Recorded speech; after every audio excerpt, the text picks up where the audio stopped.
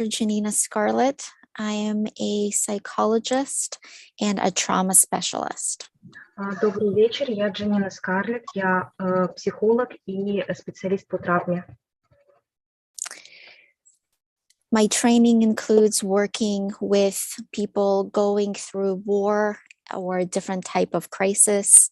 I conduct trainings in the US and all over the world. Я провожу тренинги внутри США и по всему миру, которые связаны с травмой. But this is the first time when it's personal. Но это первый раз, когда это личный момент. I was born in Vinnytsia in Ukraine. Я родилась в Виннице, в Украине. And my heart is with each and every one of you. И мое сердце с каждым из вас. Forgive me that my Russian and my Ukrainian is not strong enough to lead the entire webinar in your language, but thank you, Nadia, so much for translating. Простите за то, что мой русский и украинский недостаточен для того, чтобы проводить его на вашем языке, но спасибо за перевод. I think each and every one of you here is a hero for showing up and doing everything you can to help. И я думаю, что каждый из вас является героем за то, что вы здесь появились и делаете все для того, чтобы помочь. There was an American children's show host, Mr. Rogers, who would always say, in time of a crisis, look for the helpers. Есть американское шоу, детское шоу, в котором ведущий говорил о том, что во времена кризиса необходимо искать поддержки. When you see the people that are helping, that's when you can keep hope. Когда вы видите, что есть люди, которые помогают, тогда вы видите надежду. And those people are you. И эти люди — это вы. And so today we're going to talk about how to support people who are struggling. И сегодня мы будем говорить о том, как поддерживать тех людей, которые борются. We're going to talk about psychological first aid. Мы будем говорить о первой психологической помощи. It doesn't matter if you are a psychologist or a volunteer who's never had any experience with mental health. This is something you will be able to do. Неважно, есть ли у вас психологическая помощь или вы просто волонтер, но то, о чем мы будем говорить, может помочь вам в работе. Psychological first aid is similar to medical aid. It's designed to help people cope with trauma of war or another disaster. Психологическая первая помощь — это то же самое, что медицинская помощь. Она помогает справиться с травмой в период катастроф. It has to do with compassionate support, but it's not therapy. Это очень много про сочувствующую поддержку, но и не только. And it's not therapy. И не только. We're going to talk about how to triage and prioritize help and how to help people function better. Мы будем говорить о том, как организовать помощь людям и как быть с ними. And we're also going to talk about the importance of self-care in order to do this very important work. Мы также будем говорить о способах самопомощи для того, чтобы быть в состоянии помогать людям. If any of you have ever flown on the plane, you might remember the flight attendants telling you, in case of an emergency, you need to put your own oxygen mask on first. Если вы летали на самолете, то вы помните фразу, которую говорят бортпроводники о том, что сперва нужно одеть маску на себя. If you are well enough to support yourself, then you're well enough to help others, but not the other way around. Если вы достаточно способны помочь себе, то вы можете помочь и другим людям, но никак не наоборот. When war happens, everyone copes with it differently. Когда случается война, каждый справляется с ней по своим способом. No two people will respond to the same event the same way. Даже два человека в одинаковой ситуации не смогут отреагировать на нее одинаковым образом. Some people actually get better during disasters. Некоторым людям становится лучше во время экстренных ситуаций.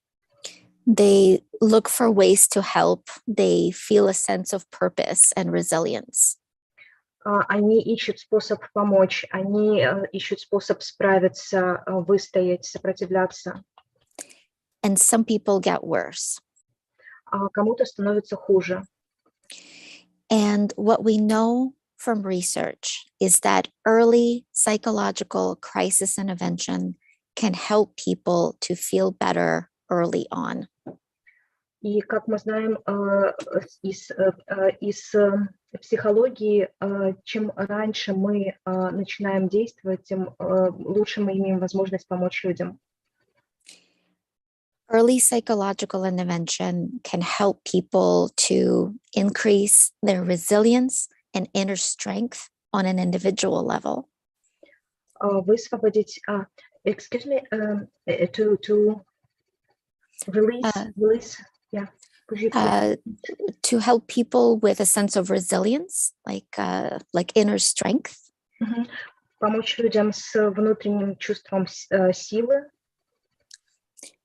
And on an individual level, but it can also increase a sense of community as well. На индивидуальном уровне, и получается, это тоже может улучшить и ощущение на уровне группы или коммуны, комьюнити. So, how does traditional therapy differ from psychological first aid?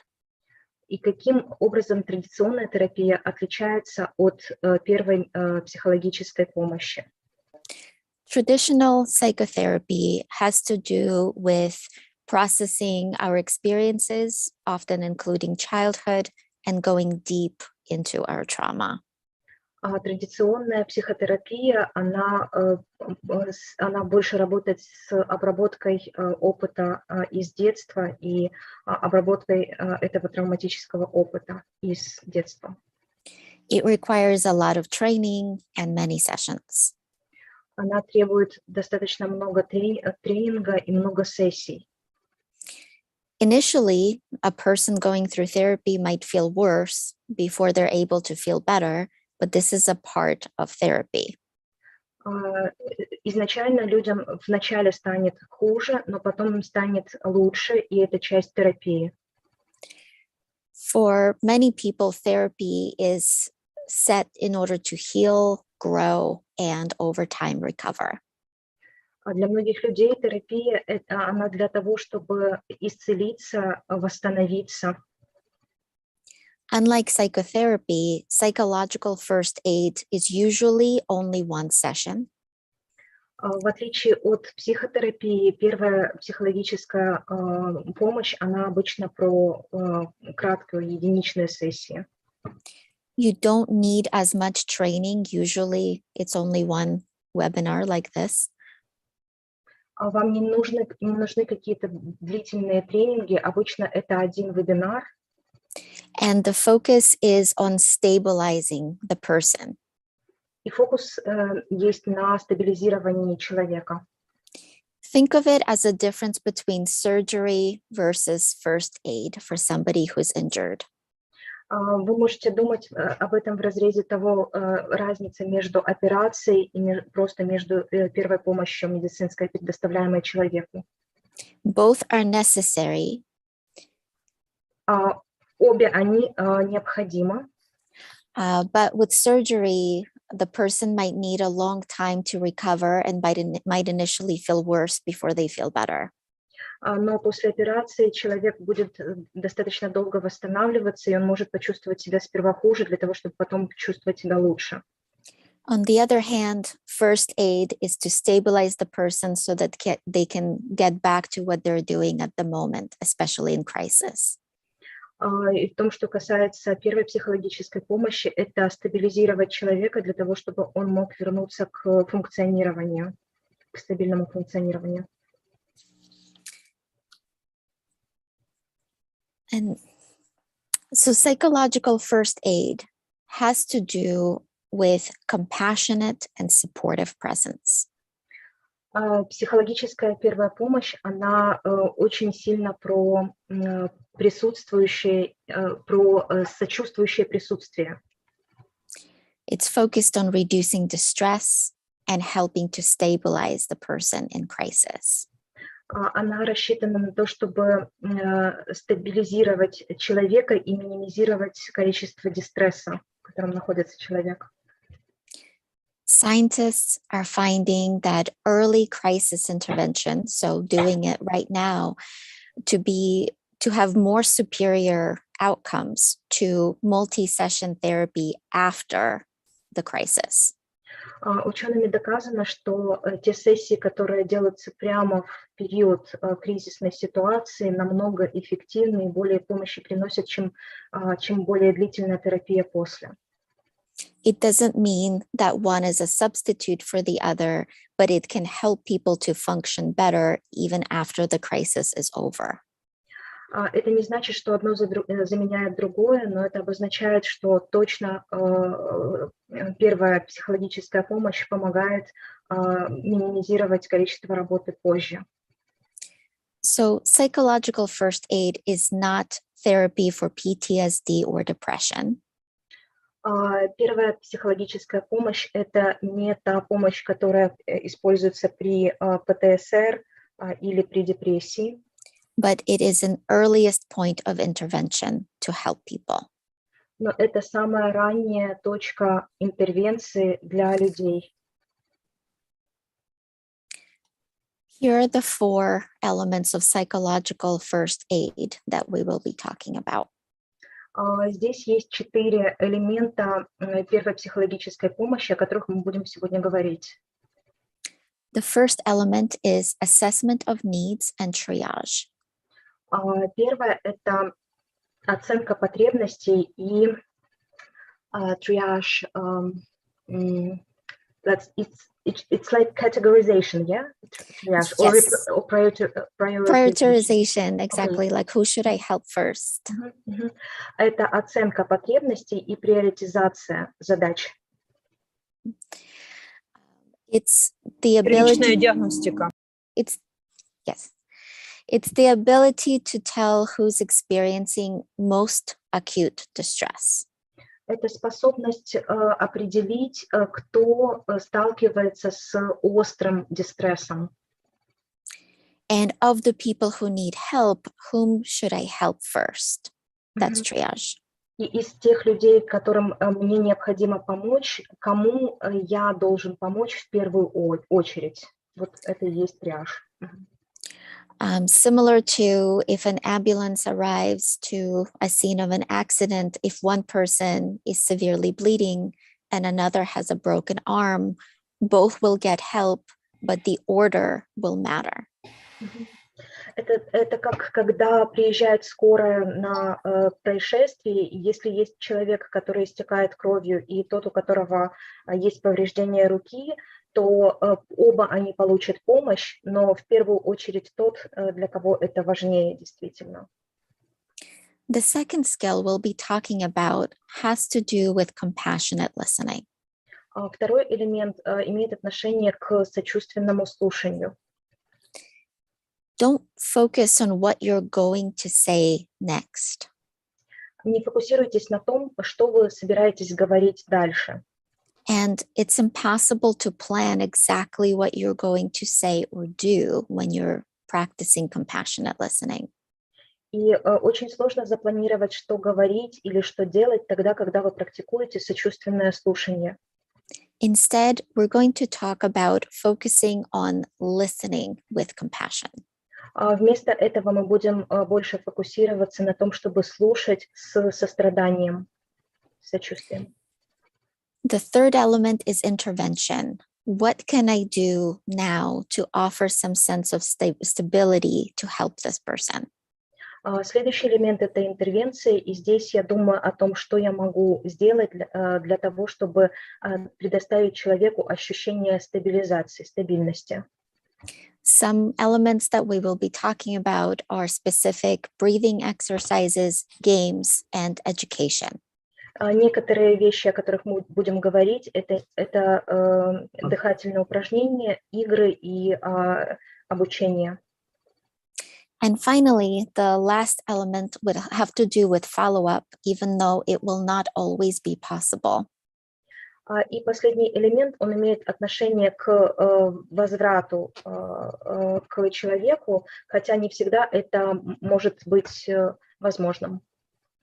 If a person is stable at the end of our conversation, they might not need a follow-up. Если человек достаточно стабилизирован после нашего с ним разговора, возможно, к нему не нужно будет возвращаться снова, к этому человеку. Here are the main goals of psychological first aid. Здесь представлены основные цели первой психологической помощи. Number one, to help people stabilize. Номер один – это помочь человеку стабилизироваться. Number two is to reduce acute distress. Номер два – это уменьшить количество острого дистресса. And number three is to allow our bodies to continue healing because they're already starting to do that. И номер три – это позволит нашим телам продолжить исцеление, потому что они уже это делают. Our bodies and our brain, they want to heal. Наши тела и наш мозг, они хотят исцелиться. So we will talk about ways to help them do that. И мы будем говорить о тех способах, как мы можем помочь им сделать это. In the first phase, when we're assessing, we need to look for people who seem withdrawn and most distressed. В первую очередь на этапе оценки нам необходимо найти тех людей, которые кажутся нам отстраненными и в дистрессе. These are people who might be standing by themselves Это or могут быть люди, которые стоят отдельно, сами по себе, или or seem to have kind of a glazed look in their eyes. Или могут иметь отстраненный взгляд. These are people who don't seem to have any family members near them. Это те люди, у которых может видеться, что нету рядышком кого-то из близких, из семьи. Or people who are displaying an extreme emotion, such as anger or sadness. Или те люди, которые показывают достаточно много грусти либо злости. If possible, walk up to that person and introduce yourself. Tell them your name and tell them that you're, for example, a volunteer or a psychologist, or if you're from a specific team, tell them which team you're from. Если это возможно, подойдите, представьте себя и скажите, кто вы, волонтер или специальная команда, которая занимается, кризисная команда, которая занимается помощью людям. Throughout the entire conversation, keep a warm, calm, and kind tone. В течение разговора используйте теплый, спокойный и добрый, расположенный тон. If possible, continue to breathe slowly, even if the person is talking quickly. В течение разговора дышите медленно, даже если человек, с которым вы разговариваете, достаточно быстро разговаривает. You might notice if you ever talk to somebody who is agitated, angry, or stressed, your own heart starts beating fast. Вы могли ранее замечать, что когда вы разговариваете с человеком, который достаточно интенсивно разговаривает или находится в сложном эмоциональном состоянии, что ваше сердце тоже начинает интенсивно биться. Надя, тут лучше говорить в ажитированном. Agitated, Ажитация. Хорошо. And this happens because we feel empathy. И это происходит потому, что мы чувствуем, потому что мы сопереживаем. When we feel another person's agitation or anxiety or anger, our body reacts. Когда мы чувствуем, что человек в ажитации, в злости, наше тело тоже реагирует. I think there was a question. People are asking what is Agitation. Agitation, Yeah. it's like frustration, irritability. Это фрустрация, еще по-другому. Фрустрация. And when we see another person experiencing these emotions, we become tense, our heart might pound, and our breathing gets faster. И когда мы видим человека в таком состоянии, наше дыхание начинает учащаться, и наше сердце начинает биться быстрее. We also might become more tense, and we might start feeling that same emotion that the other person is experiencing. Наша, just a moment.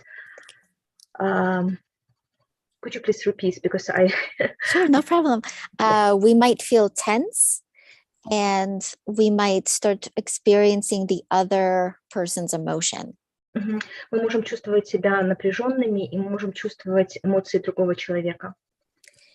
If we're able to slow down our breathing by putting our hand on our heart and slowing down our breath, we're keeping ourselves calm and the other person calm. Если мы можем положить свою руку на сердце и начать успокаивать себя, то мы можем заметить, что, успокаиваясь сами, другой человек тоже постепенно начинает успокаиваться. You might notice that frustration is contagious. Вы могли заметить, что фрустрация, она заразна. So is fear. Так же само и страх. But so is calm and courage.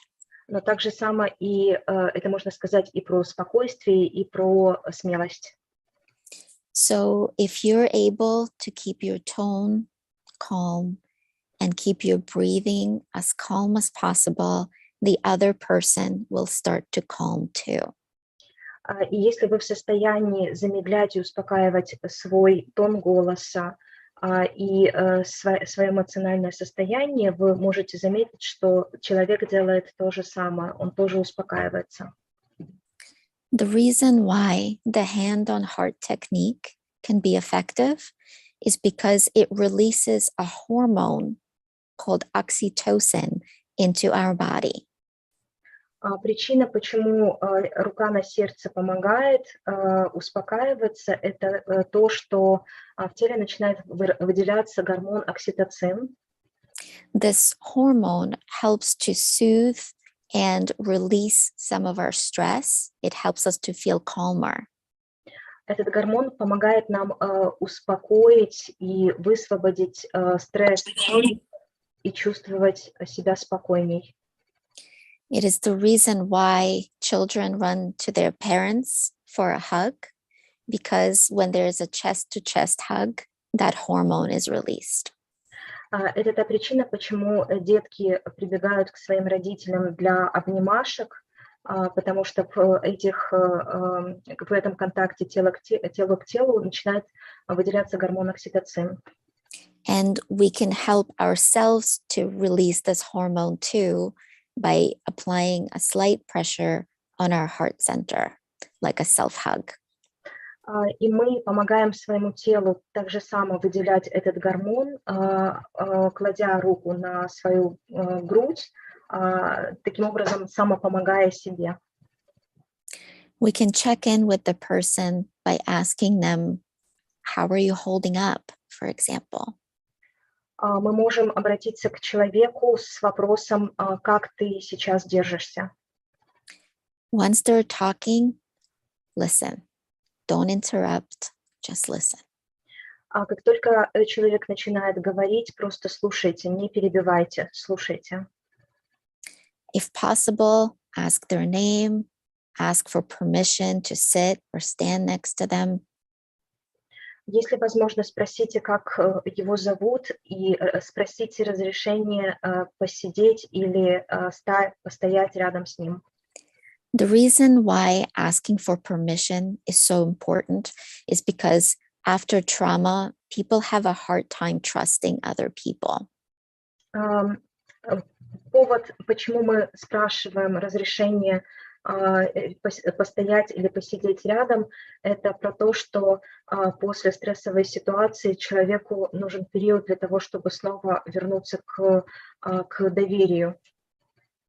By asking permission, we're creating a little bit of trust. Спрашивая разрешение, мы создаем небольшое пространство для доверия. If possible, ask if they're in need of any emergency medical care. Если возможно, спросите о потребности в любой медицинской помощи, которая необходима человеку. And once again, speak calmly and slowly, even if they're speaking fast. И еще раз говорите медленно и спокойно, даже если они говорят быстро. Find out what happened to them. What event did they experience? Проясните, что с ними произошло, какое событие они пережили. And find out how they're reacting to it. И проясните, каким образом они реагируют на это событие. As a reminder, once again, the same attack, the same experience can be felt differently by different people.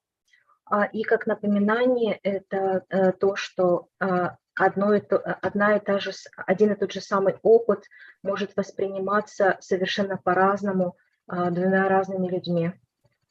So don't assume to know how they feel. Ask. Не предполагайте, как они себя чувствуют, просто спросите. An example of a question might be, not everyone reacts the same way. What was it like for you? Как пример, это может быть фраза про то, что не все одинаково реагируют, как отреагировал именно ты. The people we need to first talk to are people that lost a family member. Люди, с которыми важно разговаривать в первую очередь, это те, кто потерял члена семьи, Witnessed death, стал свидетелем смерти, was separated from all of their support groups, был отделен от всех возможных для него групп поддержки, or someone who is pregnant or recently gave birth. или тот, кто женщина, которая находится в состоянии беременности или недавно родила ребенка. Women who are pregnant or recently gave birth need as many support systems around them as possible. Беременные женщины нуждаются в как можно большем количестве групп поддержки, как только возможно. That social support is necessary for everyone's well-being, especially pregnant women and women who recently gave birth. Социальная поддержка, поддержка людей колоссально важна, особенно для беременных женщин и тех, кто недавно родил детей. It is for that reason that pregnant women or those who recently gave birth might be especially distressed if they're separated from their husbands or other family members. Беременные женщины и те, кто недавно родил детей, могут испытывать колоссальное количество дистресса, особенно если они отделены от своих мужей и от своих семей. I usually say we can get through almost anything if we have adequate social support. Я обычно говорю, что мы можем справиться практически со всем, если мы не отделены от групп социальной поддержки, важных для нас. And that's important for multiple reasons. И это важно по множеству причин. Having social support not only makes us feel better emotionally, Иметь социальную поддержку — это не только помогает нам хорошо чувствовать себя эмоционально, it makes us feel better physically, and it gives us that inner strength that we need to keep going. это помогает нам также и физически себя хорошо ощущать и дает нам чувство силы, которое помогает нам двигаться дальше. So now we're going to talk about compassionate listening. Сейчас мы будем говорить про сочувствующее слушание, сочувственное слушание. The main goal of compassionate listening is to really understand the person. What was their experience? How are they feeling? Самый важный элемент здесь — это слушать и понимать, что конкретно произошло с человеком и что он чувствует. People need to feel understood and appreciated in order to feel supported. Людям необходимо чувствовать, что они поняты и что они оценены, поддержаны для того, чтобы чувствовать поддержку. The way that we do that is by metaphorically sitting in the dark with the other person, being a mirror. Метафорически это можно сказать как то, что мы сидим вместе с ними в темноте и являемся зеркалом. We practice compassionate listening by being present, authentic, and human. Мы практикуем, показываем сочувственное слушание тем, что мы присутствуем, мы являемся настоящими и человечными. A big part of it is listening without interrupting. Большая часть из этого — это слушание без перебивания. Another part is mirroring the person's emotion, for example, by saying, that's really sad or that's really awful. И часто это тоже про отзеркаливание тех чувств, которые испытывает человек, и это про то, что можно говорить, и важно говорить ему, что это достаточно грустно или достаточно ужасно, то, что с тобой произошло. It might seem strange, but knowing that somebody understands that person's pain can help more than premature optimism. И это может выглядеть странным, но понимание того, что происходит с человеком, может быть premature. Early? Like too early? Может быть значительно лучше, чем ранний оптимизм. Преждевременный оптимизм. Yeah, thank you. The most important thing for us to do is to allow the person to feel less alone in their experience. Самая важная вещь — это позволить человеку чувствовать себя менее одиноким в том опыте, который у него был. Some very well-intentioned people might try to make the other person feel better by saying, at least it's not as bad as it could have been. This is not helpful. Такие фразы, как то, что с тобой случилось, это не самая страшная вещь, они не являются помогающими, поддерживающими для человека. What does help is focusing more on listening and less on talking. Что действительно помогает, это слушание и меньше говорения.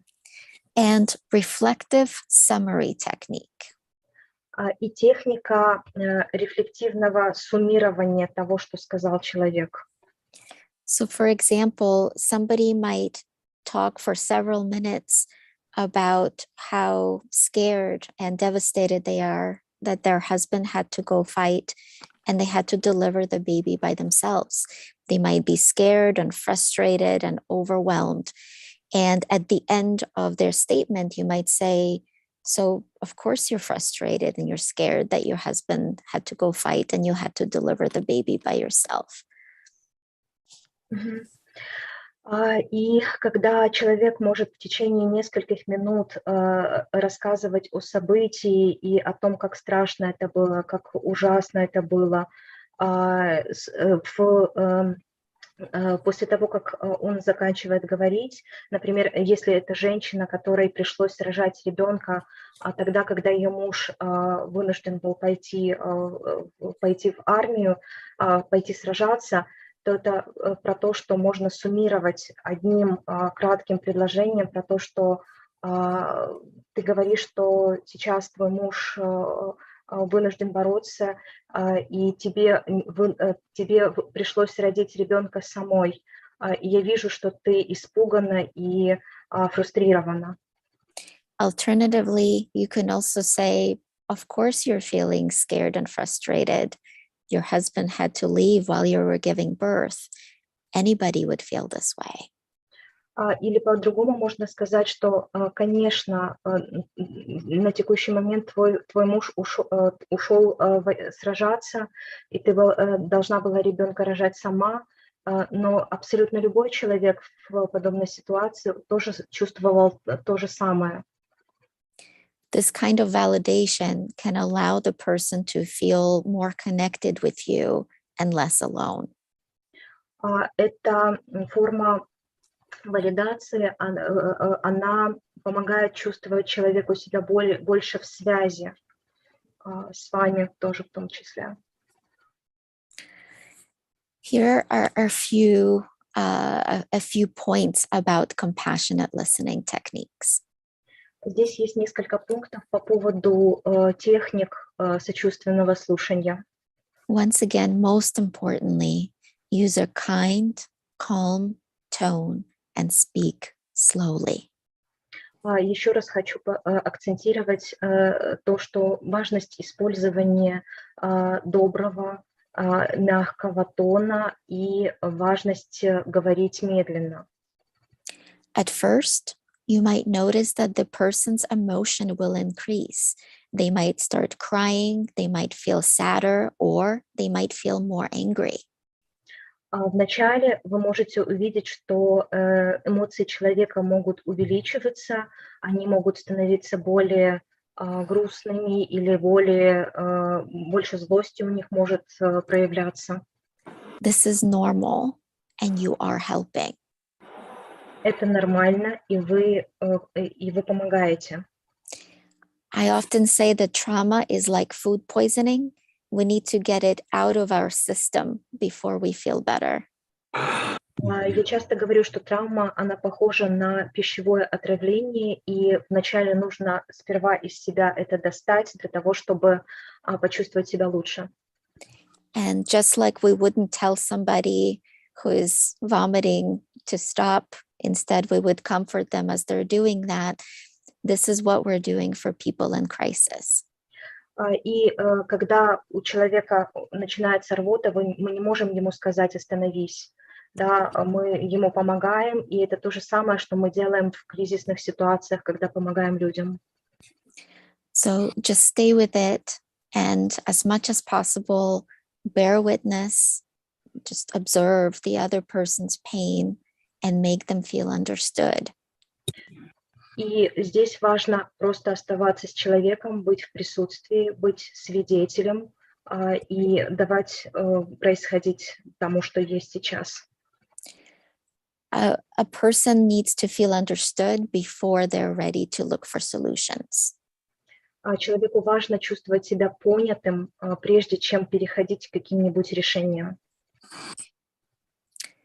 This is the anatomy of intense emotions that you might be experiencing at times and people that you might be working with might be experiencing.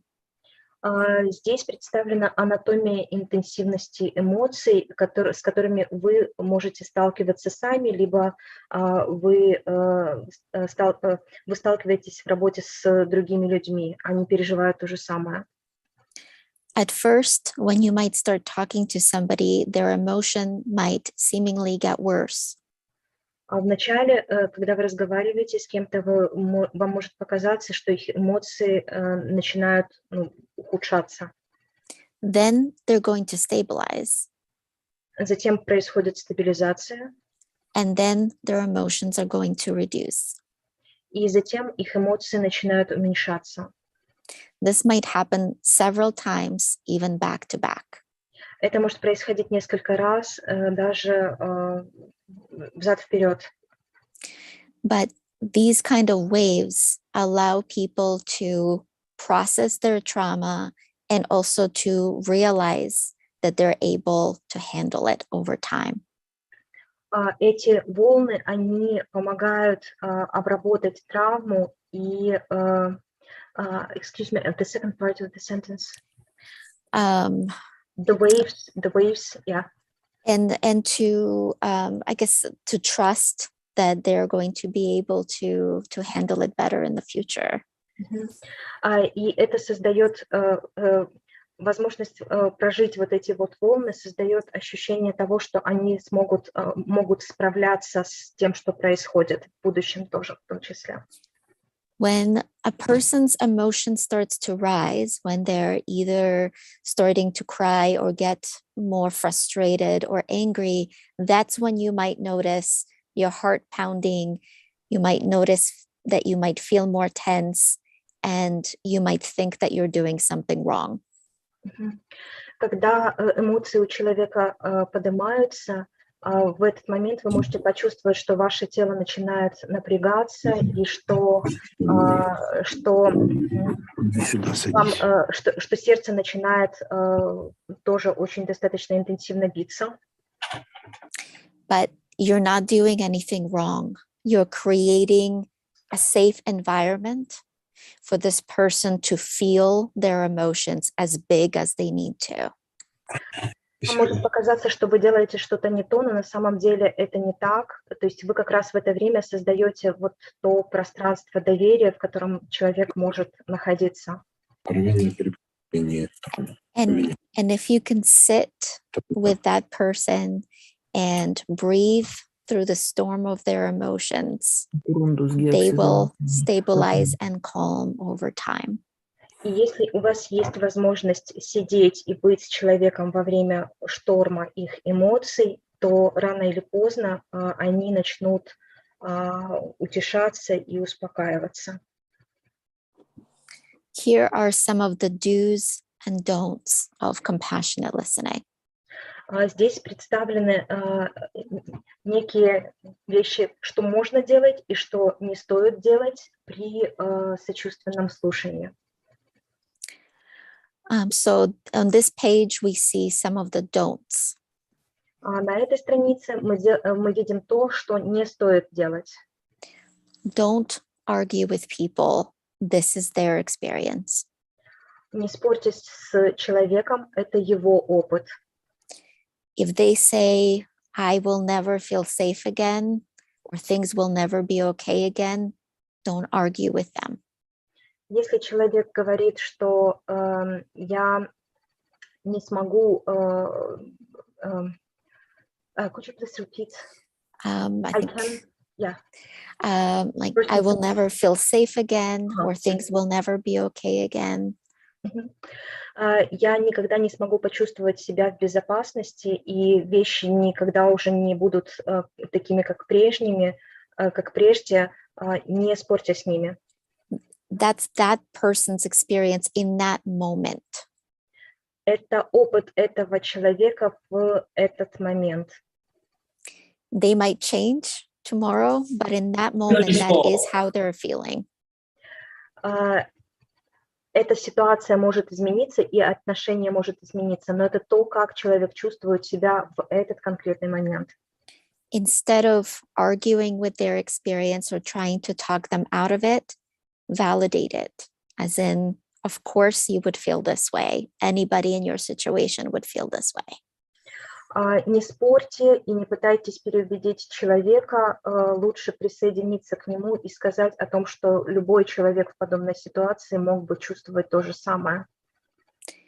The second point is don't rush to fix it. Don't rush to make them feel better. Второй пункт – это про то, что не спешите починить то, что происходит. Дайте время.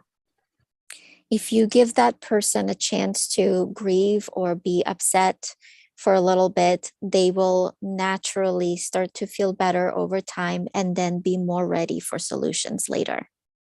Если вы дадите человеку время отгоревать, побыть в этом состоянии, это даст ему возможность быстрее прийти в себя и искать новые решения. The next point is don't compare that person's experience to people who you think have it worse. Следующий пункт – это про то, что не сравнивайте опыт вот этого конкретного человека с опытом других людей и не говорите, что могло бы быть хуже.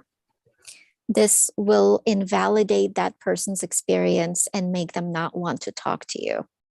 Это просто обесценивает опыт человека, и человек не захочет разговаривать с вами.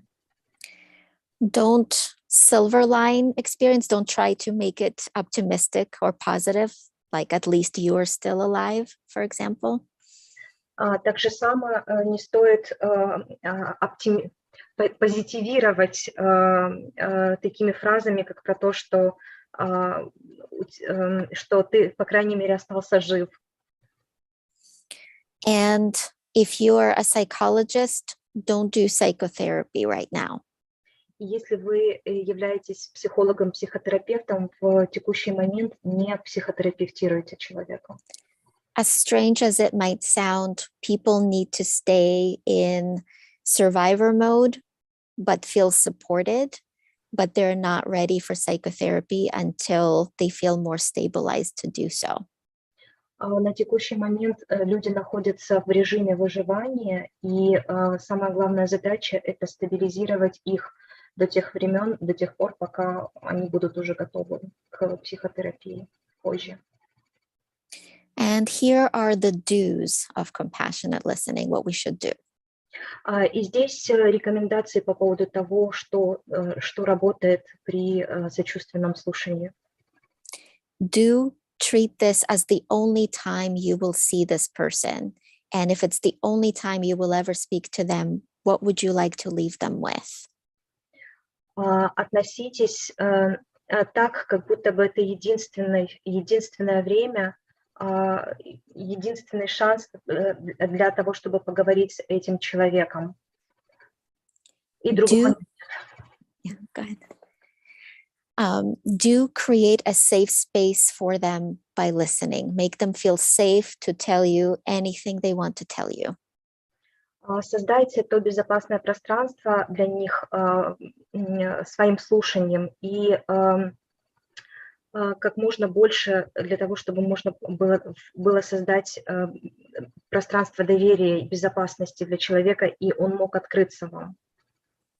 Do continue to breathe while the other person is talking, because very often when things are very intense around us, we might hold our breath and tense our shoulders.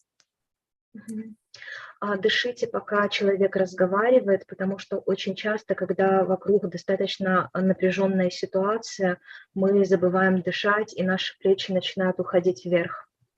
So pay attention to your shoulders, pay attention to your breath, roll your shoulders back, breathe. Обращайте внимание на свои плечи, обращайте внимание на свое дыхание, отводите плечи назад и дышите. I like a technique called compassionate breathing in and out that I'm going to show you. Мне нравится техника сочувственного дыхания, вдоха и выдоха, которую я вам сейчас покажу. We would place our hand on our heart center.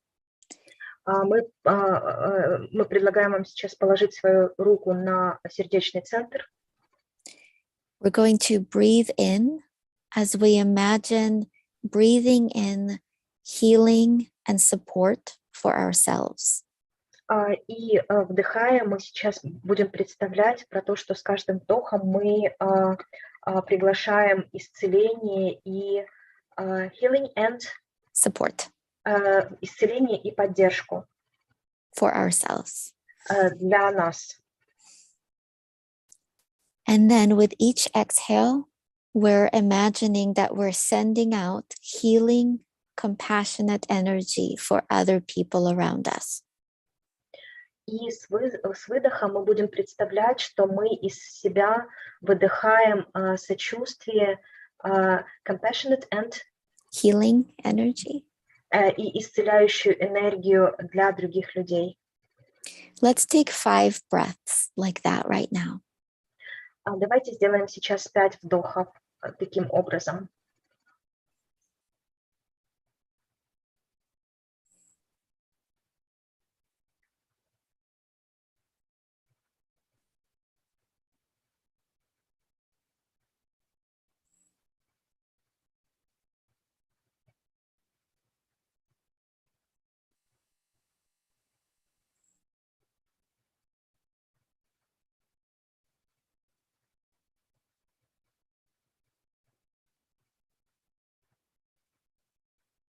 And with each inhale, we are imagining that we're breathing in compassion and healing for ourselves. And with each exhale, we're imagining that we're sending out healing and compassion for the other person. С каждым вдохом мы представляем, что мы вдыхаем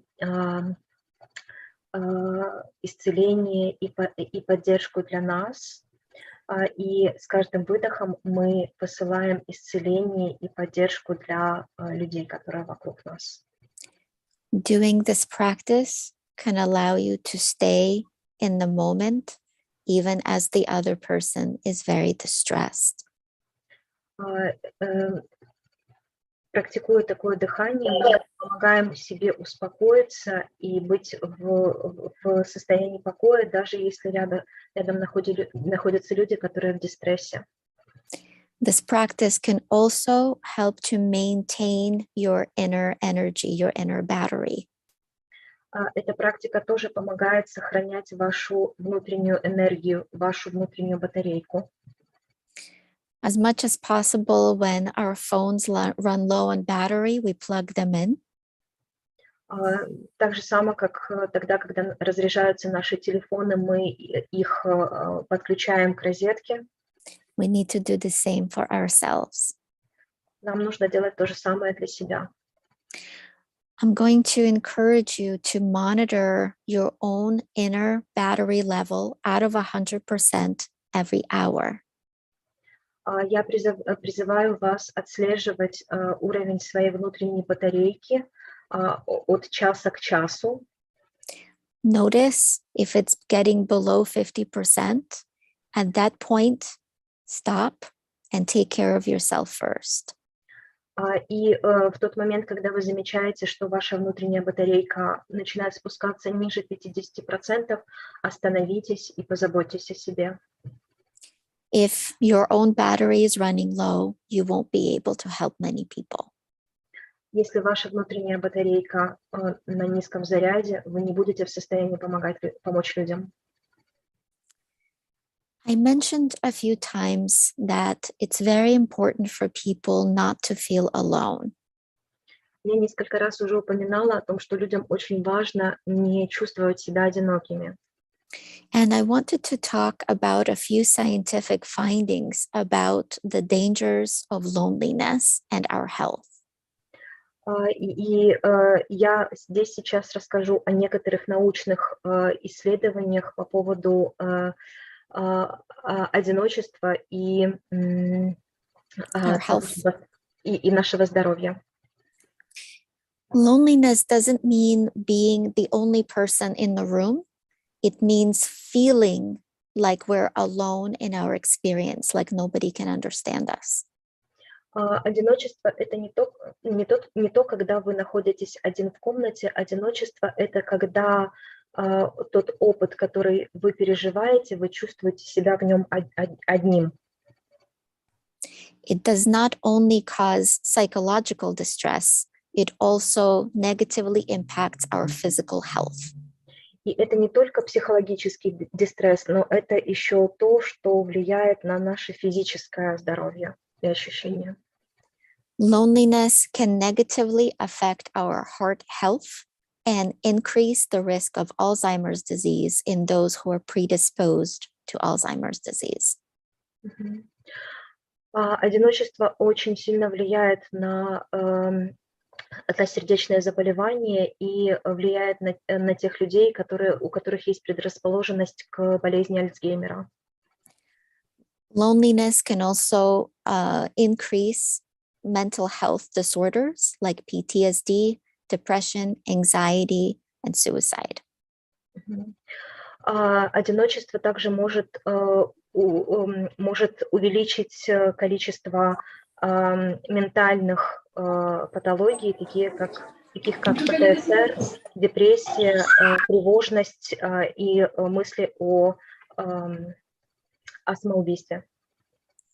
It can also increase inflammation and immune problems, making it easier for us to get sick, for example, getting a flu or cold. Также одиночество очень может влиять на воспалительные процессы в организме и на ухудшение иммунной системы. Например, мы можем заболеть простудой. And finally, it can also lead to higher risk of premature, so early than usual death in older adults. Мгм. И также одиночество, оно влияет на более раннюю смертность, то есть когда люди начинают умирать раньше, чем вековые группы, чем люди обычно Unexpected. умирают. Мгм. And one of the reasons that happens is because when our oxytocin levels drop, our heart system starts to shut down too. Мгм. И одна из причин – это то, что когда уровень окситоцина начинает падать, наша сердечная система тоже начинает сбоить. The same thing happens with our immune health. То же самое происходит и с нашей иммунной системой. When we feel lonely, our adrenaline starts increasing. Когда мы чувствуем себя одинокими, уровень нашего адреналина начинает повышаться. But what people might not understand is that adrenaline at times of crisis can actually be helpful. Но то, что люди могут не осознавать, это то, что адреналин в кризисные времена, он может быть достаточно помогающим. I think of adrenaline as kind of like hot water. Я думаю об адреналине как о горячей воде. We need some of it, but sometimes we have too much. It feels too hot. Горячая вода нам нужна, но иногда ее может быть слишком много, и она может опекать. And we can lower that heat through slow breathing. И мы можем понижать эту горячесть через медленное дыхание. Adrenaline is also like a superpower. It gives us more strength, more energy to keep going, to fight for our people, our country, for what we believe in. Адреналин может помочь дать нам сил и ресурсов для того, чтобы бороться, сражаться за людей и за страну. But when adrenaline is too excessive and somebody is having panic attacks and is really struggling, we can do specific breathing exercises that I'm going to show you now. Но когда адреналина слишком много, это приводит к паническим атакам, и тогда нам могут помочь дыхательные упражнения, которые я сейчас покажу. First, we would identify 2 or 3 or maybe 4 areas where we feel tension or pressure in our body. Для начала нам нужно найти одну, две, три части в нашем теле, где мы испытываем напряжение. Typically, it would be in our chest, in our shoulders, our throat, or our stomach. Чаще всего это, получается, будет в нашей грудной клетке, наши плечи, живот, the throat. Stomach and what Throat. else? Горло. И горло. Мгм. And so what we're going to do is focus on one of those to start. And we're going to do 1 minute of a breathing exercise where with each exhale, we're going to focus on imagining that this part of our body is releasing that tension, relaxing. Мгм. Для начала выберите одну из этих областей, и мы будем в течение 1 минуты дышать через напряжение в этой части тела. And so with each exhale, we're relaxing this part of the body. С каждым выдохом мы будем расслаблять эту часть тела. And we're going to place our hand on the heart. And we're going to pick that one part of our body right now, either your chest, your shoulders, throat, or stomach. И сейчас я предлагаю вам положить руку на сердце и выбрать одну из частей тела, грудную клетку, горло, плечи или живот. And we're going to start now for 1 minute. И сейчас в течение минуты мы будем дышать. Here we go.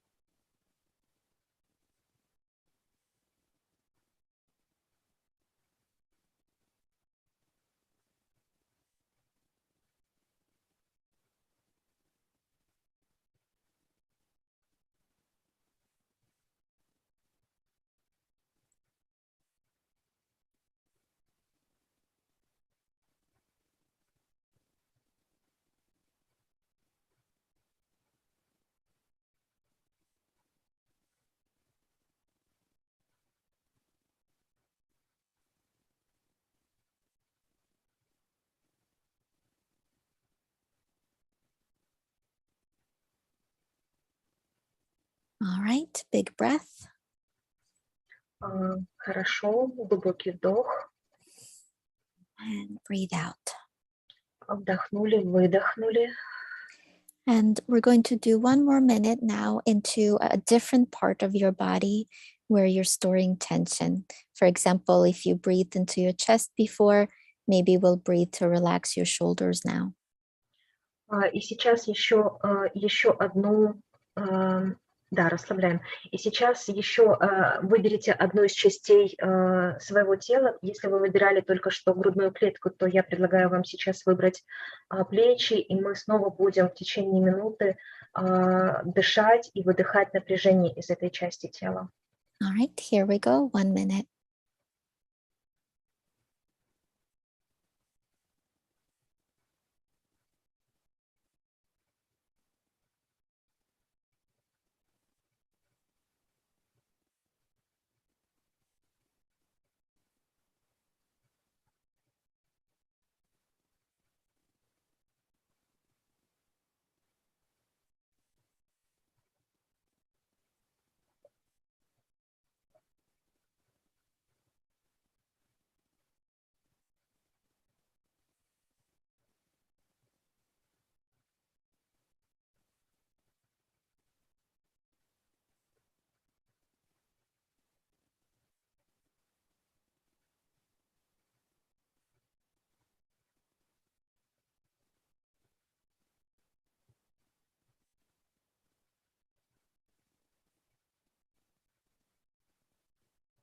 All right, big breath. И сейчас еще вдох And breathe out. и выдох.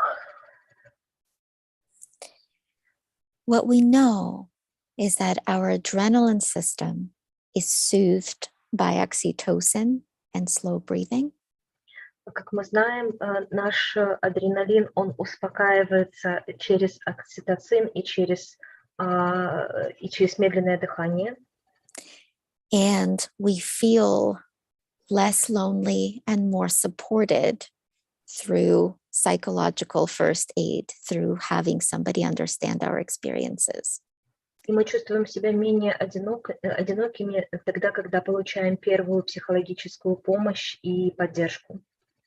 And so the good news is that all the risk factors we talked about with loneliness, we get the complete opposite. We get the benefits of those through meaningful social support, which is what you will be providing. И через социальную поддержку мы даем человеку достаточно поддержки. Oh, sorry. Excuse me. No, I'm sorry. I'm talking a lot and it's late. Yeah. I was saying we get the opposite effect of loneliness. И у нас противоположный эффект одиночеству. So all those risk factors that we talked about are gone when we're able to get meaningful social support. И все эти факторы риска, в частности, одиночества, они отходят тогда, когда у нас есть социальная поддержка. Meaning that we will have improved physical and mental health. А это значит, что у нас улучшится физическое и ментальное здоровье. And there's even evidence that with meaningful social support, we live longer. И с достаточным количеством социальной поддержки это уже доказанный факт, что люди живут дольше. If any of you are interested in the neurobiology of how that works, I'm happy to answer those questions at the end today. Если кто-то интересуется нейробиологией, то я буду рада ответить на ваши вопросы в конце, которые будут более детально объяснять это.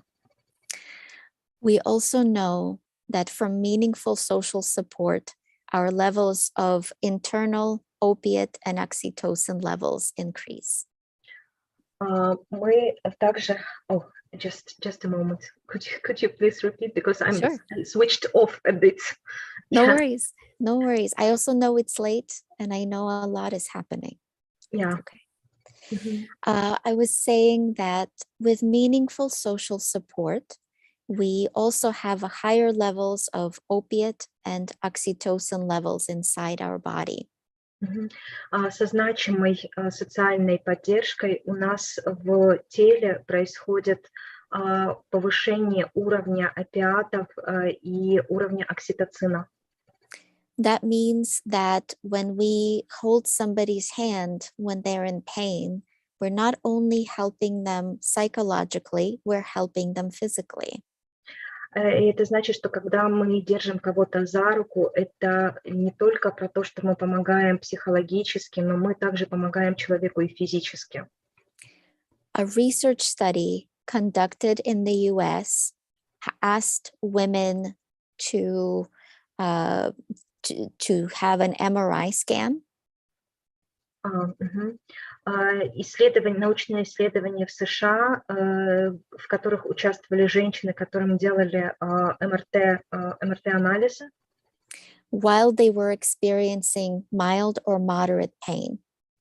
Тогда, когда они переживали мягкую или умеренную боль. In one condition, the participants were in the MRI by themselves. В одних исследованиях эти участники эксперимента были внутри МРТ одни. In the second condition, a nurse, a compassionate nurse, held their hand. В другом варианте это тогда, когда сочувствующая медсестра держала человека за руку, когда он находился в МРТ-аппарате. In the third condition, it was a family member that was holding their hand. И в третьем эксперименте это было про то, что за руку держал любящий, поддерживающий член семьи. The results found that when a nurse or a family member were holding their hand, the women reported lower levels of pain. Результаты показали, что когда за руку женщину держала медсестра или член семьи, уровень боли, который они испытывали, был ниже. But what was really interesting is the MRI showed less activation in the pain centers of their brain too. Но МРТ-аппарат также в этом случае показал, что и области мозга, которые отвечают за боль, они были меньше активированы. This says that meaningful social support helps to decrease not only our emotional pain, but also our physical pain.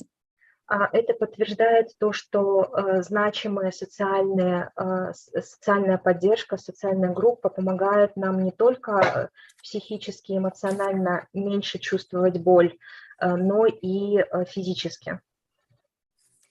I talked a lot about oxytocin, so I want to briefly mention what it is and what it does. Я много говорила об окситоцине, и сейчас я хочу более детально рассказать о том, что это и как он работает. Oxytocin is a hormone.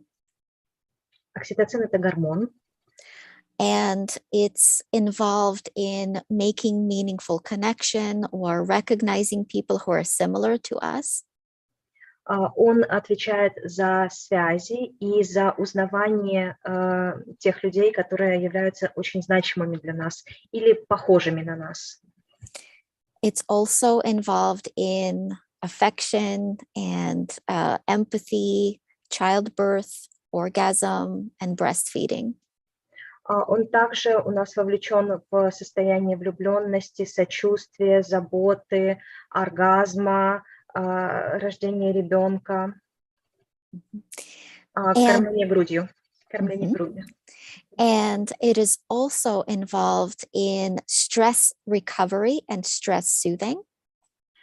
И он также вовлечен в преодоление стресса и в снижение стресса в организме. And we mentioned earlier the many benefits of oxytocin on improving our health and extending our life. И мы уже много упоминали о том, как окситоцин помогает улучшить жизнь. And when we are receiving support, we get oxytocin release. And when we're giving support, we're also getting oxytocin release. Когда мы получаем поддержку и когда мы предоставляем поддержку, мы получаем высвобождение окситоцина. This means that in you helping other people, you're getting oxytocin too. Это значит, что когда вы помогаете другим людям, вы также само получаете высвобождение окситоцина внутри ваших тел. So by helping other people, you're not just doing a kind thing, you're helping them and yourself to feel better and to be stronger. И помогая другим, вы не просто делаете доброе дело, а вы помогаете и им, и себе быть более крепкими, более сильными. So let's spend a little bit more time on compassionate listening. Давайте немножечко остановимся на сочувственном слушании. When we reflect what the other person is saying and what they feel, that's when the person feels understood. Когда мы отражаем то, что говорит другой человек и чувствует другой человек, он чувствует себя понятым. So those are the two key factors, what their experience is and what they're feeling. И это является ключевым фактором, что они переживают и что они чувствуют. When we reflect this back to the other person, if they feel understood, then they're more likely to experience that oxytocin release that we were talking about. И когда люди чувствуют себя понятыми, то тогда как раз есть больше возможностей для того, чтобы окситоцин у них выделился. Again, remember this structure that at first the person might feel better, but at first the person will likely feel worse, then they will stabilize, but then they will start to feel better. И помните эту схему, которую мы рассматривали, когда человек изначально будет чувствовать себя хуже, потом будет плато стабилизации, и потом он начнет чувствовать себя лучше. But remember this, what you will not see is that the person will likely to continue feeling better after your interaction with you, but you won't see it. И помните о том, что человек может почувствовать себя лучше уже за пределами разговора с вами. То есть вы это можете не увидеть. During World War II, my grandmother remembered the kind actions that some people had taken toward her, and she could never tell them afterwards how much they meant to her. Во время Второй мировой войны моя бабушка вспоминала о тех людях, которые сделали достаточно много добрых поступков по отношению к ней, и она только спустя время могла, и в тот момент она не могла отблагодарить, только со временем она почувствовала эффект от этих добрых действий и поддержки по отношению к ней. So chances are you will not see that person feeling better, but it's almost like you're planting seeds. И существует большая вероятность, что вы не видите, как человек чувствует себя лучше, но относитесь к этому как к семенам, которые вы садите.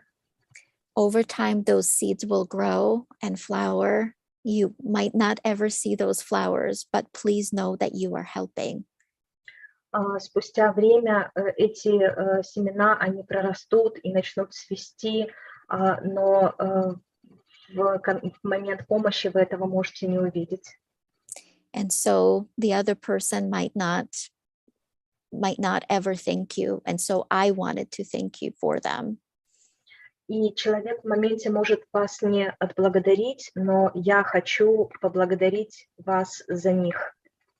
Please remember that every action you take, that's helping. Пожалуйста, помните о том, что любое действие, которое вы предпринимаете, оно помогает.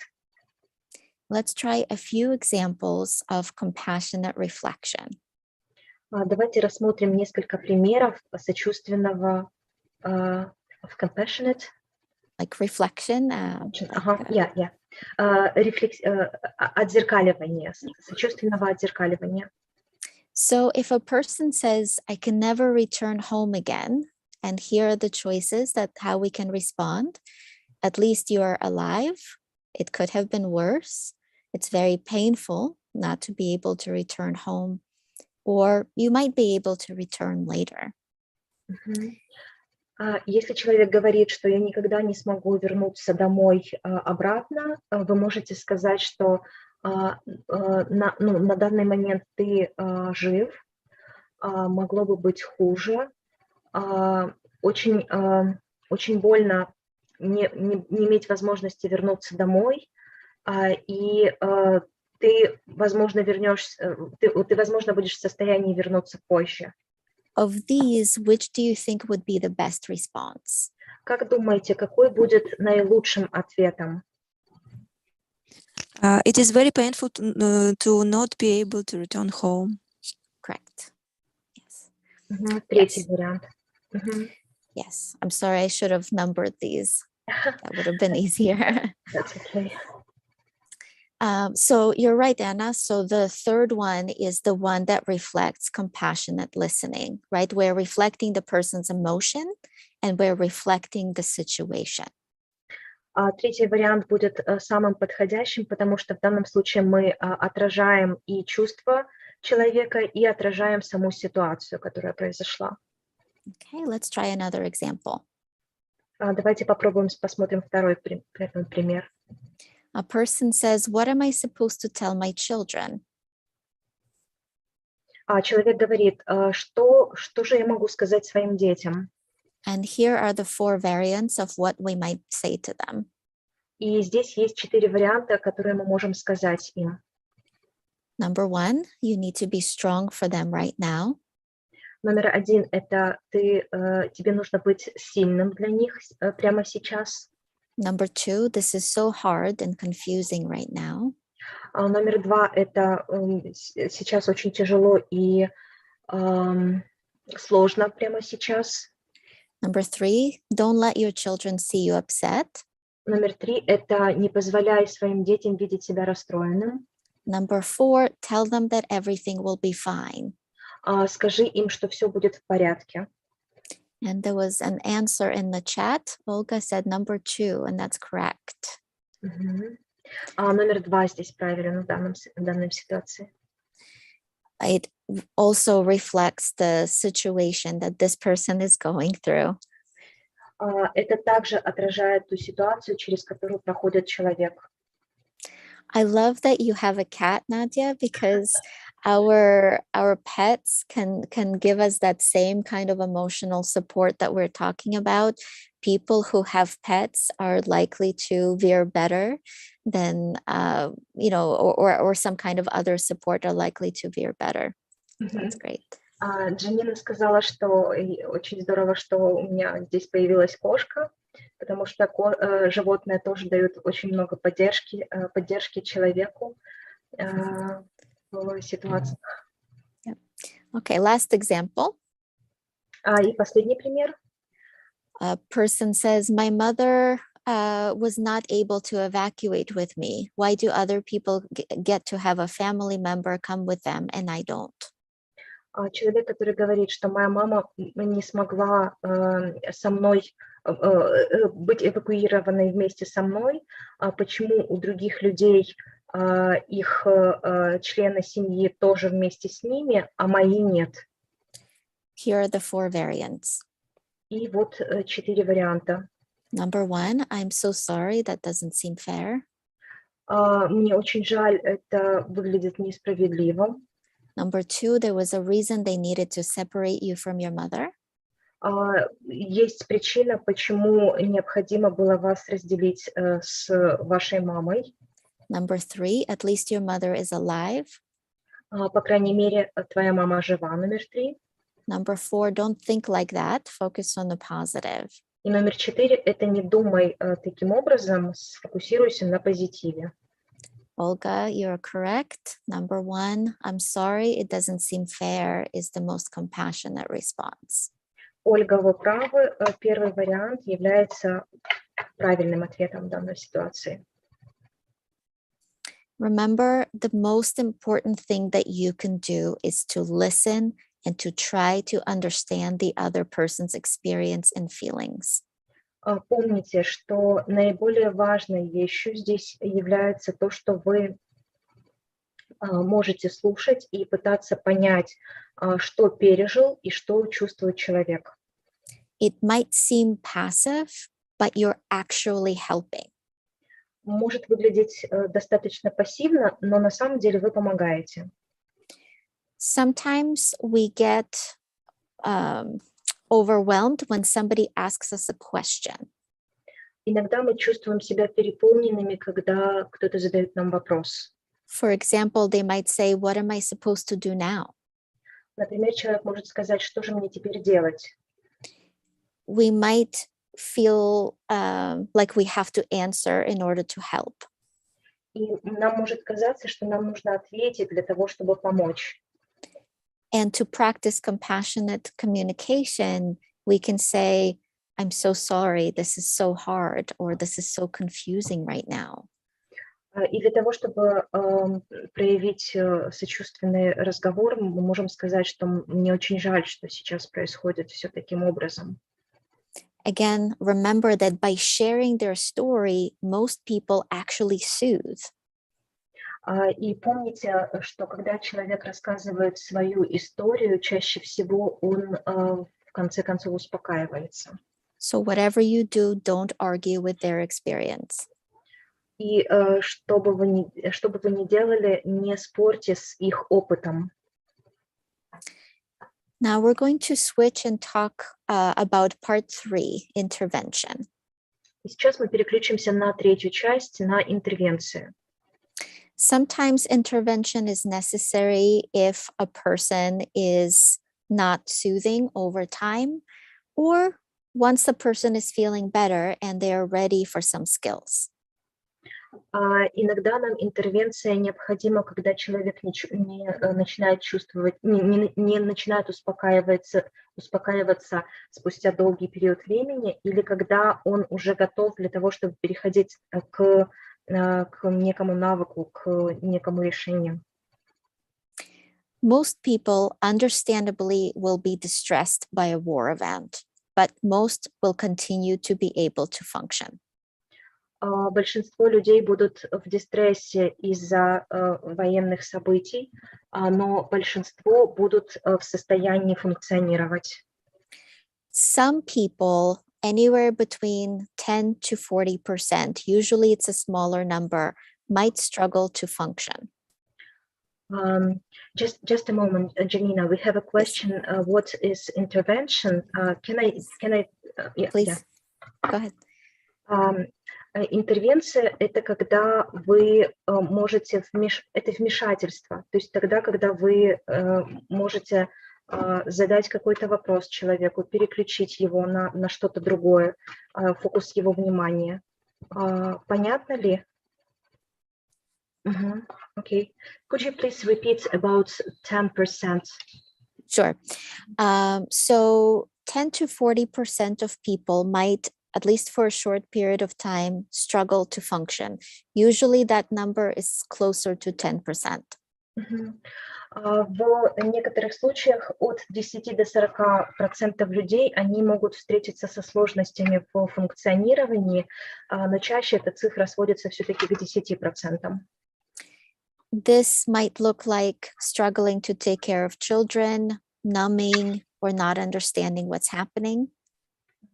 Чаще всего это проявляется как неспособность позаботиться о себе или о детях, замораживание и непонимание того, что происходит вокруг них.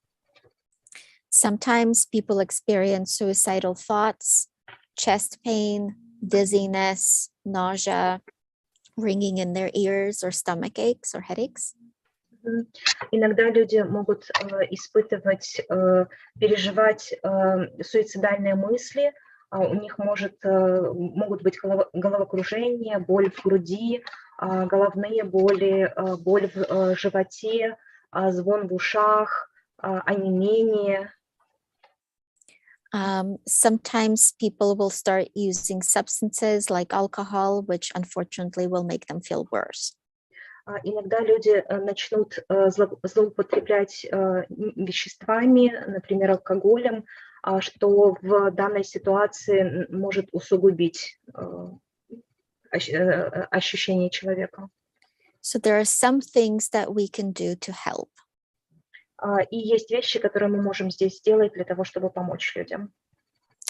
First, we can teach the person we're talking to a breathing exercise. Прежде всего, мы можем научить человека дыхательным упражнениям. I like to ask permission first. So I might say, would it be all right if I show you an exercise that I really like for this situation? Вы можете спросить у человека разрешение и предложить, могу ли я тебе сейчас показать дыхательные упражнения, которые мне нравятся. And we can show the person how to put their hand on their heart center and breathe for 1 minute into each part of the body where they feel discomfort. И мы можем показать человеку, каким образом разместить руку на сердечном центре и дышать через напряженные части в теле. If the person has a mobile phone, ask them to put the timer for 1 minute so they're able to see how much time has passed, and it would allow them to stay focused. Если у человека есть мобильный телефон, попросите его поставить таймер на 1 минуту, так, чтобы он мог наблюдать за временем и дышать.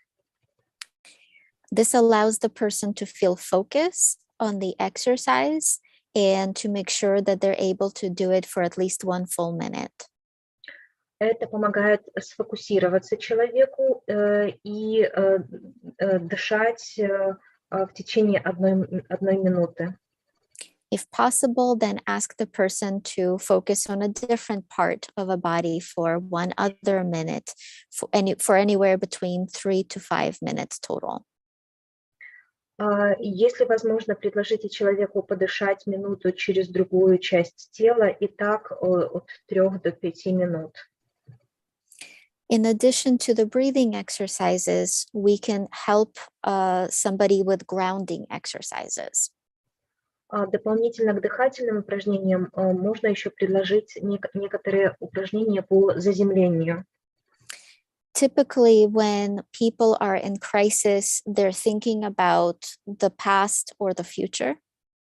Обычно, когда люди находятся в кризисных ситуациях, они думают о прошлом или о будущем. They're remembering the trauma that happened in the past, or they're thinking about terrible things that might happen in the future. Они помнят о травме, которая произошла в прошлом, или они думают о ужасах, которые могут произойти с ними в будущем. Grounding exercise can keep people focused on right now. Упражнения по заземлению могут удерживать человека в том, что происходит сейчас. One way to do that is to ask them certain questions. Do you know where you are? Один из способов – это задать человеку вопрос: ты знаешь, где ты сейчас находишься? Another might be to ask them what is today's date and time. Другим вопросом может быть, какой сегодня день и какое сейчас время. You can ask them to notice what they can see, touch, hear, or smell. Вы можете попросить их заметить, что они видят, слышат, к чему они могут прикоснуться или что они могут услышать на запах. My favorite exercise is to ask people, where are your feet? Мое любимое упражнение – это задать вопрос, где сейчас твои ноги, стопы. It allows the person to feel their feet on the ground, provided that they have use of their legs, and to notice the present moment right now. Когда они замечают свои стопы, это позволяет им, если они сидят в этот момент, это позволяет им заземлиться в этом моменте. For people who don't have use of their legs, we can instead ask them, where are your hands, or what do you feel on your lips? Если люди сейчас не сидят и не чувствуют свои стопы на земле, то можно спросить их то же самое про руки, про пальцы и про губы. Another important intervention is that we might need to ask people if they would be willing to pause for at least 5 minutes from looking at the news. Другим способом еще может быть предложение людям остановиться и не читать новости хотя бы в течение 5 минут. Of course, it makes sense that we want to stay informed of what's happening, and at the same time, for people in high distress, it might not be helping them in that moment. Конечно же, для нас очень важно понимать, что сейчас происходит, но людям, которые находятся в дистрессе, постоянное чтение новостей не помогает. Instead, certain games like Bejeweled, Tetris, and Candy Crush, or other puzzle games, can be very helpful for our mental health. We do not play all of these games, so I'll just try to explain. Yes, of course, no problem. И в этом случае вы можете тоже еще добавить игры, такие как Tetris, других у нас здесь Candy Crush нет, к сожалению, любые другие игры, пазлы в течение 25-30 минут в день для того, чтобы переключиться. It can be especially helpful for young mothers and children, but it can be helpful for all individuals. Это может быть особенно помогающим молодым матерям и детям, но также это может быть полезно быть для любого человека. Games like Tetris, for example. I don't know if you have Angry Birds, but games in general have been shown to be very helpful for anxiety and panic attack. Такие игры, как Tetris, Angry Birds, это то, что помогает справиться с тревогой и с паническими атаками. For example, children who are about to have surgery, who have serious medical conditions, experience far less anxiety and panic when they play Angry Birds. Например, дети, которые должны пройти через хирургические операции и сложные процедуры, они, играя в Angry Birds, чувствуют намного меньше тревоги и паники. Playing Tetris has actually been shown to prevent PTSD symptoms from developing. Игра в Tetris показала, что снижает уровень ПТСР симптомов. And it seems that playing for about 25 to 30 minutes a day can significantly reduce our distress. И 25-30 минут игры в Tetris в день значительно снижает уровень дистресса. Another intervention is to educate people about the facts and to normalize their reactions. И другая интервенция – это обучать людей по поводу, educate about their symptoms. Обучать людей по поводу их симптомов. For example, you can tell them this might be an adrenaline response. Например, вы можете сказать человеку, что это может быть адреналиновый ответ. You can let them know that this is a normal reaction in an abnormal event. Вы можете сказать человеку, что это абсолютно нормальная реакция в ненормальной ситуации. And that many other people are feeling the same way. И что многие люди чувствуют то же самое. You can let them know that it is possible that people might have some nightmares or startle reactions or feel irritable. Вы можете сказать, что люди могут переживать ночные кошмары, startle, Sort of like a, like a. Окей. Какие-то резкие реакции или что они могут чувствовать себя достаточно раздраженными. Or that sometimes they will suddenly cry, but that these are all normal reactions. Или, например, они могут неожиданно начинать плакать, но что все это абсолютно нормальные реакции. Receiving this education can allow the person to know that what they're going through is normal, that they're not, I don't like this word, but they're not going crazy. That these are normal experiences, they're going to recover from them. Получение таких интервенций, такой информации помогает людям нормализовать свое состояние, потому что они понимают, что с ними все в порядке, они Джанина не любит это слово, они не сумасшедшие, да, а то, что с ними происходит, это абсолютно нормально и естественно. We can also educate the person on panic attacks. Мы также можем предоставить человеку информацию по поводу того, что такое паническая атака. A panic attack is a surge, a rapid increase of adrenaline in the body. Паническая атака – это быстрое увеличение Adrenaline, yes. адреналина в теле. And it comes with these symptoms: fast beating heart, dizziness, shakiness. И паническая атака, она сопровождается следующими симптомами: быстрое сердцебиение, головокружение, дрожь.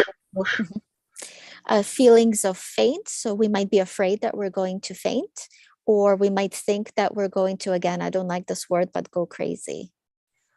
Также это может быть ощущение того, что мы сейчас можем потерять сознание, и то, что человек боится этого. И могут быть еще мысли о том, что человек сходит с ума. There might be thoughts that the person might die. They might be afraid that this means that they're dying. И также могут быть мысли, и человек может пугаться того, что он может умереть. So the education we can provide is that this is a panic attack. It's an adrenaline reaction. И эдукация, обучение заключается в том, что мы говорим о том, что это адреналиновая атака, увеличение количества адреналина. I like to say that a panic attack is trauma leaving the body, almost like food poisoning. Я люблю говорить о том, что паническая атака – это травма, которая покидает тело, это как рвота, которая исходит из тела. It's not dangerous, but it feels dangerous. Она не является опасной, но она чувствуется достаточно опасной. It's temporary and it will pass. Это временное явление, и она точно пройдет. What helps during a panic attack is naming it, acknowledging it, and then staying with it. So breathing into different part of the body and waiting for it to pass. Что помогает, это признание того, что сейчас происходит паническая атака, возможность остаться с ней до тех пор, пока она имеет свое действие. And the third one is Breathing. И дышать. Again, remember our model. At first, it might feel worse, and then it will stabilize, and then it will get better. И давайте еще раз вспомним нашу модель. Это про то, что сперва человек почувствует себя хуже, потом он перейдет в фазу стабилизации, и потом он почувствует себя лучше. If someone is having a panic attack, ask if it's okay to hold their hand. Если у кого-то сейчас происходит паническая атака, спросите, можете ли вы взять человека за руку? If possible, maintain eye contact or give them something to focus on that they can see, hear, or touch. Если возможно, оставайтесь в контакте глаза в глаза. И если возможно, попросите человека сфокусироваться на чем-то, что он может видеть, слышать или к чему он может прикоснуться. Again, breathe into different parts of the body for 1 minute each. Снова же можете дышать в каждую часть тела в течение 1 минуты. Explain that it's temporary, it will pass, and it's not dangerous. Объясните человеку, что это временное явление, оно закончится, и оно не является опасным, угрожающим. Remember, by listening, you are helping more than you realize. Помните, что, слушая человека, вы помогаете даже больше, чем вы можете себе представить. If people are stable enough, give them a sense of purpose or a job. Если люди достаточно стабильны, предоставьте им чувство какой-то цели или какую-то деятельность. People who have some kind of responsibility tend to feel better during critical experiences. Люди, у которых есть какая-то зона ответственности, они могут чувствовать себя более уверенно в кризисных ситуациях. Janine, just a moment, we have a question. Yep. Yeah. Скільки максимально може тривати панічна атака? What is the maximum time that a panic attack can stay with a person? It's a really interesting question because there are several factors attached to it. And when a person doesn't know that it's a panic attack, when they think it's something dangerous, it will last longer. So typical panic attacks will last anywhere between 10 to 20 minutes. But when a person doesn't know what it is, it can last for several hours. And so when a person knows this is, again, more like vomiting, it's uncomfortable, but it will settle, it will get better, then it tends to subside faster. So 20 to 30 minutes? 10 to 20 on average, typically, yes. Yeah. Зависит от нескольких факторов. Если человек понимает, что у него паническая атака, то тогда она может продлиться от 10 до 20 минут. Если человек не осознает, что с ним происходит, то это состояние может продлиться до нескольких часов. And panic attack is the very intense feeling, like a person thinks they're going to die, whereas an anxiety attack is more of that nervous, pressured situation that we're all feeling right now. Паническая атака – это очень сильное, интенсивное ощущение, чувство, и человеку кажется, что он сейчас умрет. А тревожная атака. Could you please repeat about the anxiety attack? Yes, it's more like pressure, tension, but it's lower but more long lasting. А тревожная атака – это когда человек, она может длиться чуточку дольше, и она не такая интенсивная по переживаниям, это как напряжение, которое есть в теле. If possible, enlist social support, especially for pregnant women and young mothers. Если возможно, пожалуйста, enlist, could you please? Like recruit? Recruit. Организуйте социальную поддержку, особенно для беременных женщин и молодых матерей.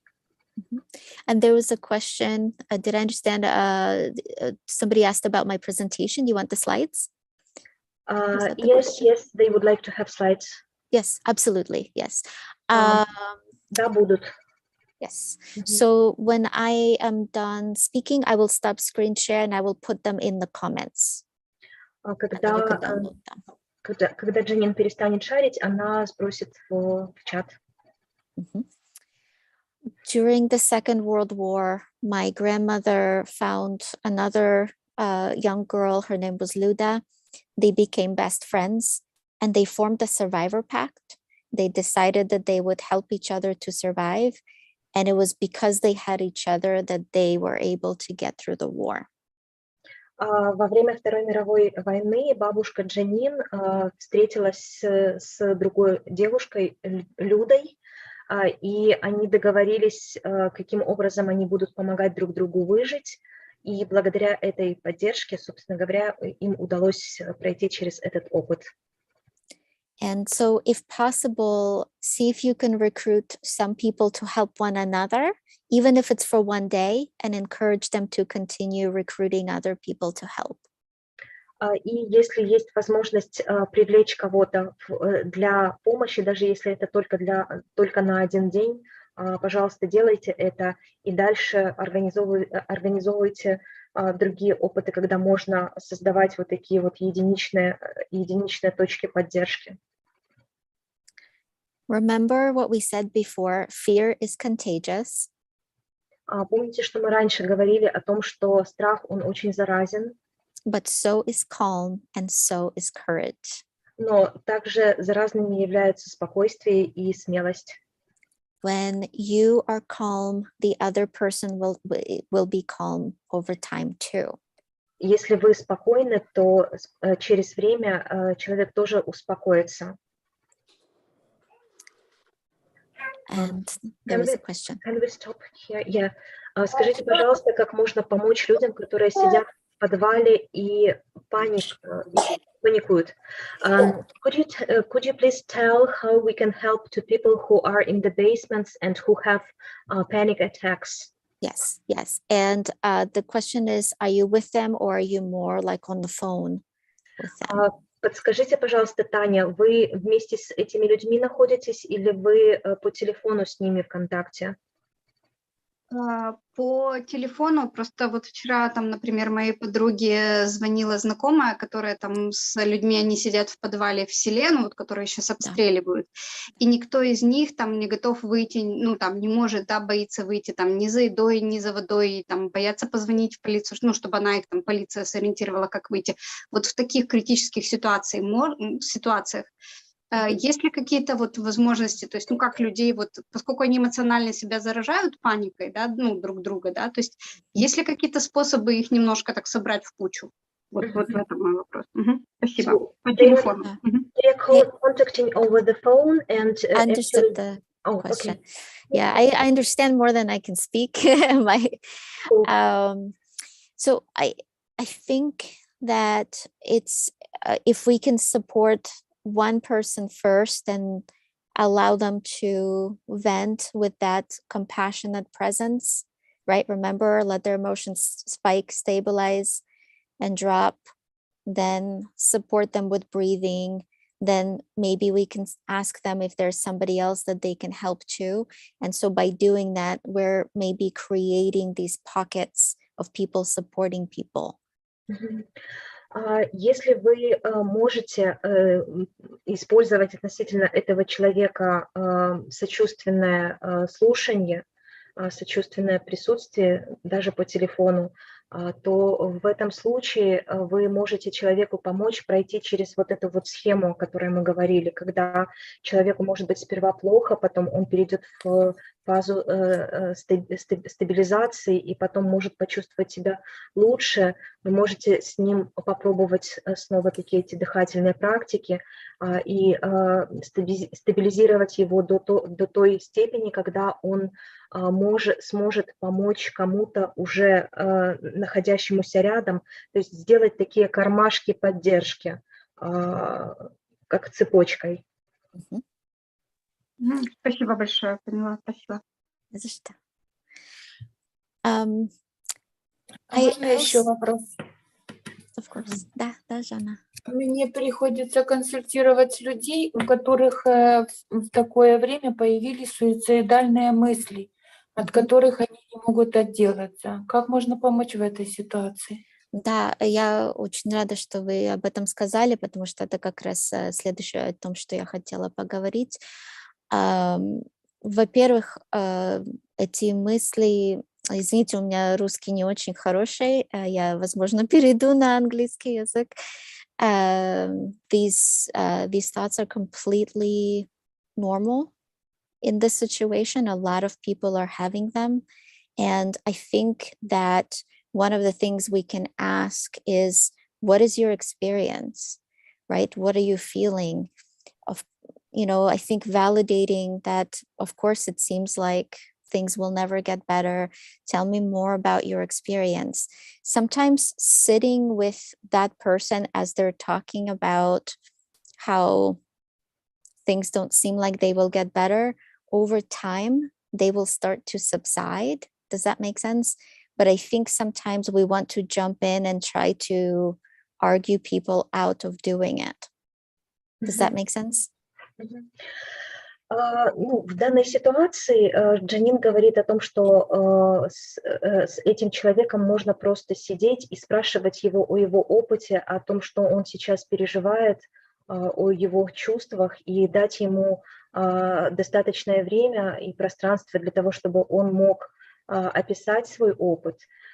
И со временем его вот этот вот заряд, он может потихонечку утихать. Вот, и это более лучший вариант, чем тогда, когда вы начинаете отговаривать человека от тех мыслей, которые его посещают. То есть в такой ситуации то, что у человека посещают суицидальные мысли, это абсолютно нормально.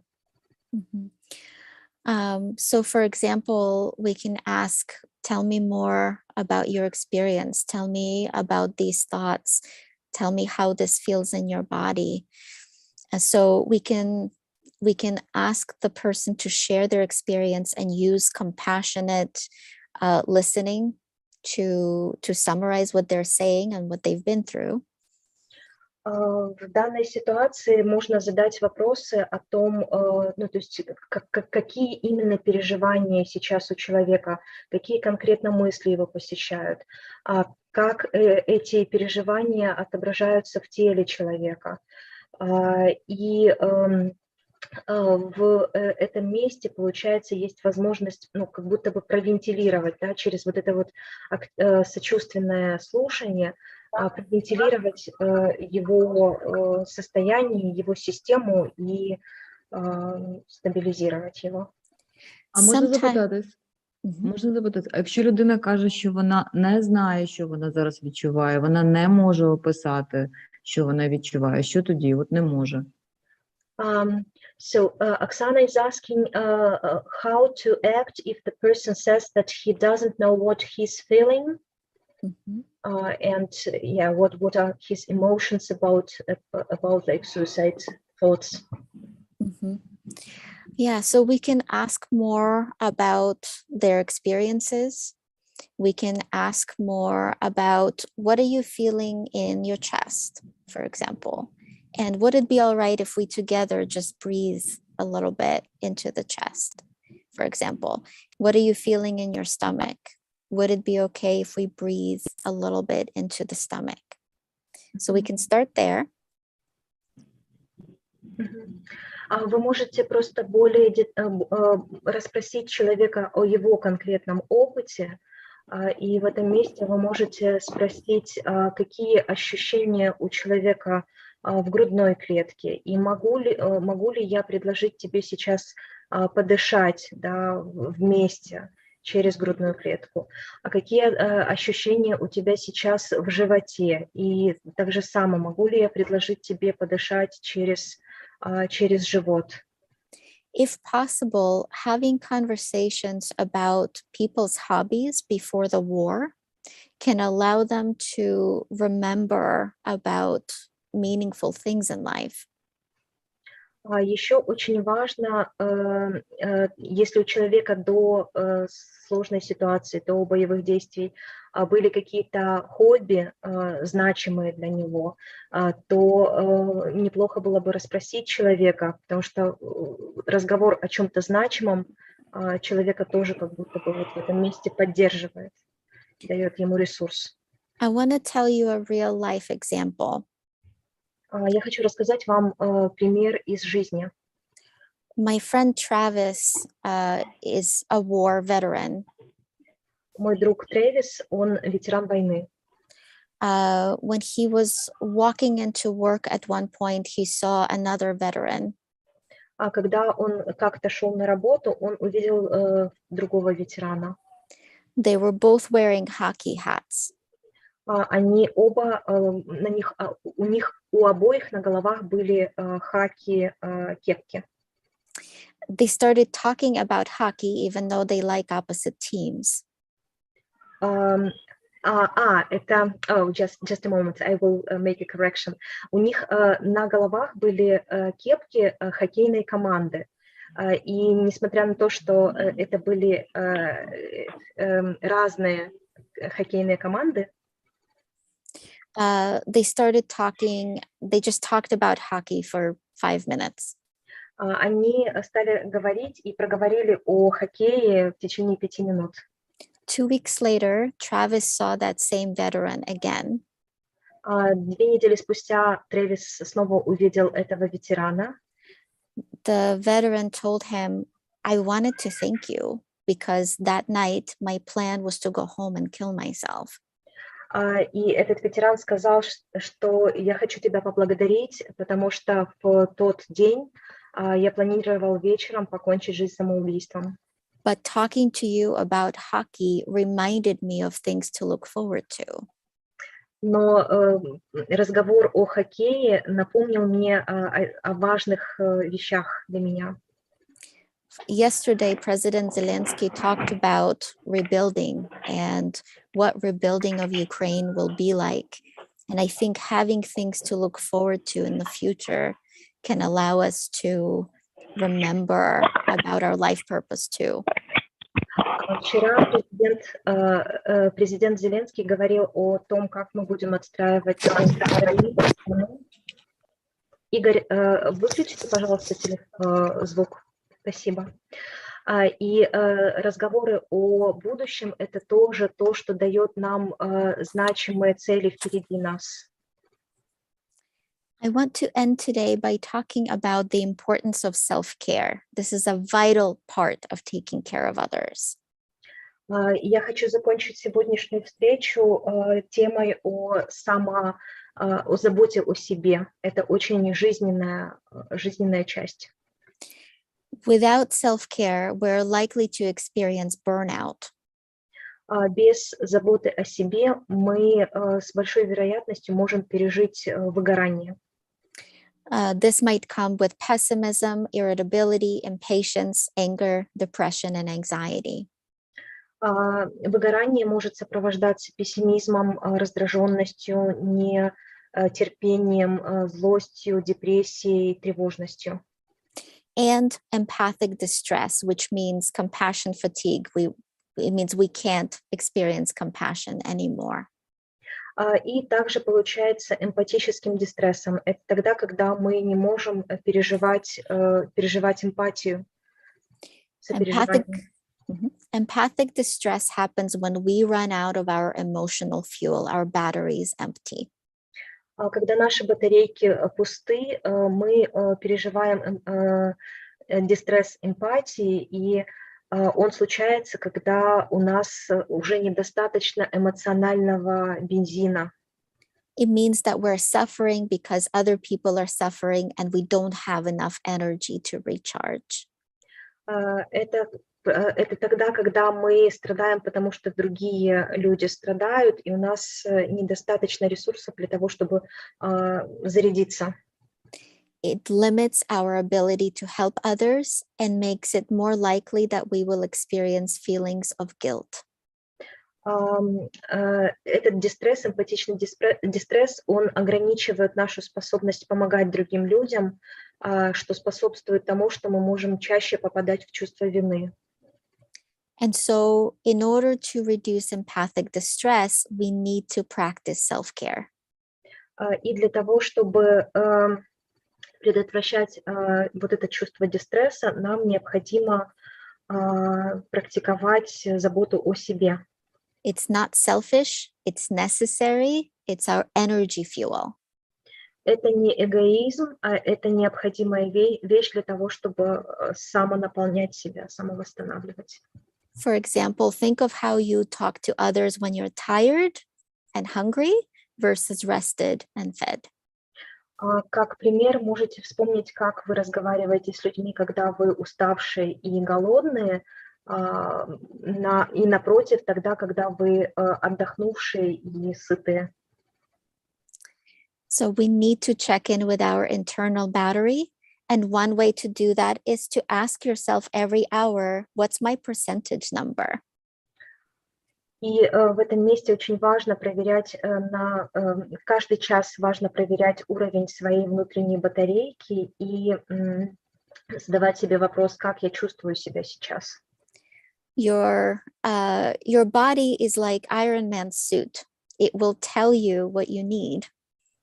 Ваше тело похоже на костюм железного человека. Оно скажет вам, что ему сейчас нужно. And speaking of Iron Man, let's think of some of our favorite heroes. И говоря о железном человеке, давайте вспомним о некоторых из наших героев. I'm going to invite you to think of your favorite hero that you look up to, that you admire. И я предлагаю вам вспомнить о каком-нибудь из героев, которыми вы восхищаетесь и на которых вы равняетесь. And imagine for a moment that you have maybe 10 minutes alone with your favorite hero.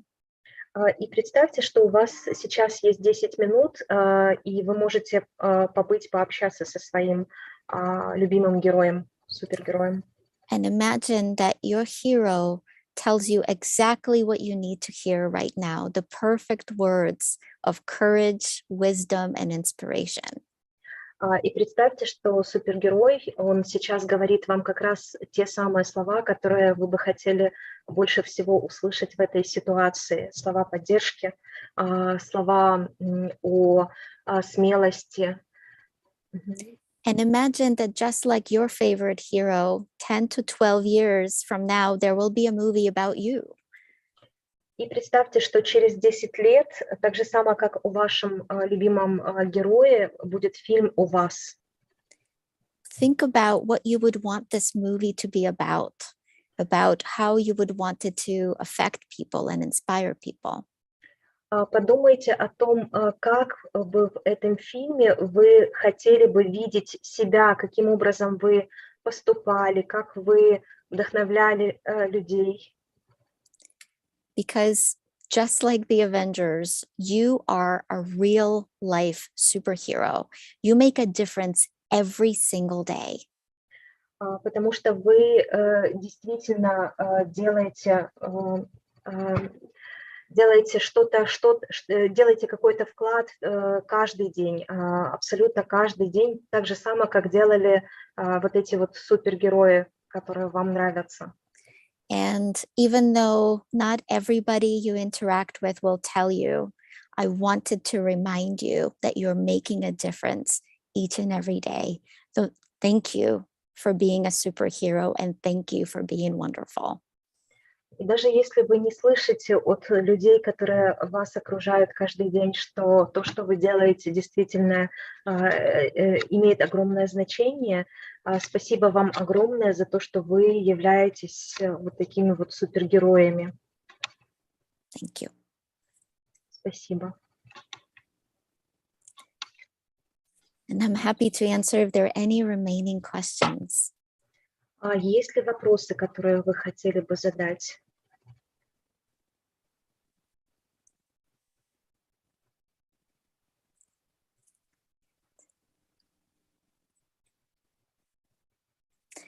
Thank you all so much for meeting with me this evening. Thank you for all the amazing things that you do. Slava Ukraini. Спасибо за все те вещи, которые вы делаете. Героям слава. Спасибо. Thank you. Thank you. Thank you so much. Thank you so much. Презентация. Дякую. Надя, презентация. Презентация, да-да. Asking about the presentation. Yes. Thank you so much. Thank you for the reminder. One moment, I will put the presentation in the chat. Thank you so much for the reminder. It's uploading. All right. Do you see it? Yes. Okay. Is it downloadable? Seems like yes. I'm downloading it. Thank you very much. You're I'm welcome. So downloading. you download it. Okay, it's working. Perfect. А можна ще питання? Да, да. Скажите, пожалуйста, вот когда у человека стадия апатии и опустошения, что можно еще, что бы Жанина посоветовала? What did I understand the question correctly? What we can do if somebody has apathy? It's not Apathy, yes. Empty and apathy. Honestly, games can be very helpful for that. Games like puzzle games have been shown to improve the person's emotion. So it can reduce some of the numbness and depression from apathy. And also, if possible, physical movement, even just some stretching, a little bit of exercise can help. When it comes to numbness, it's all about dopamine. So the more we either move, meet our goals, or play a game, which also has goals, the more our body releases dopamine and the better we feel. В этом случае очень хорошо могут помочь игры, и также может помочь движение, стретчинг. Это все идет вокруг гормона дофамина, а это про игру, про достижение целей и про the third one I've missed, games, goals and Movement. И движение. Mm-hmm. I'm going to put my email address here. If any of you want to contact me, Nadia, I want to let you know if anybody would like to have a few consultation sessions in the future. If you want to set it up, I would be happy to do another Zoom session just for questions and consultation. Okay, thank you. Thank you, Janina. Of course. All right. Have a good evening, everybody. Спасибо. Это получается про то, что будет возможность фоллоуап-сессию устроить с ответами, вопросами при необходимости и при запросе. Спасибо. Thank you very much. Thank you. Thank you. Thank you so much. Bye-bye. Thank you, Janina. Thank you, very much. Janina. Good evening. Наденька, спасибо. Да, Надь, спасибо вам. Целый день вы с нами сегодня.